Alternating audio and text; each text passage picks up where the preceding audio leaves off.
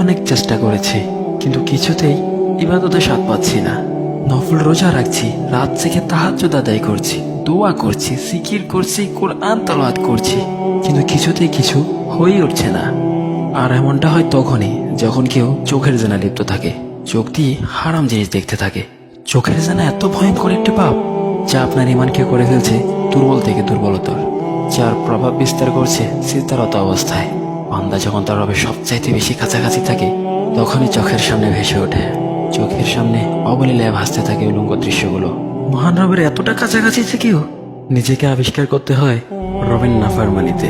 যে চোখ দিয়ে তুমি এই বেহায়াপনার উলঙ্গপনা উপভোগ করছো, সে চোখে একদিন তোমার বিরুদ্ধে সাক্ষ্য দিবে, তোমাকে টেনে নিয়ে যাবে জাহান্নামের দ্বার প্রান্তে। তাই নিজেকে ভালো কাছে ও ভালো চিন্তায় ব্যস্ত রাখতে হবে, অন্তরে আল্লাহ ভীতি জাগ্রত করতে হবে। কখনো খারাপ চিন্তা আসলে মাথায় রাখবেন, আল্লাহ সুবহানাহু ওয়া তাআলা সবকিছু দেখছেন, ফেরেশতাগণ সবকিছু লিখছেন, আর আপনার কৃতকর্মের হিসেব আপনাকে অবশ্যই দিতে হবে। ভিডিওটি ভালো লাগলে একটা শেয়ার করে দেবেন, আর আপনার যদি মনে হয় এই কথাগুলো আপনার কোনো পরিচিত ব্যক্তি শোনা উচিত, তাহলে অবশ্যই তাকে একটা মেনশন দিয়ে যাবেন। ফি আমানিল্লাহ।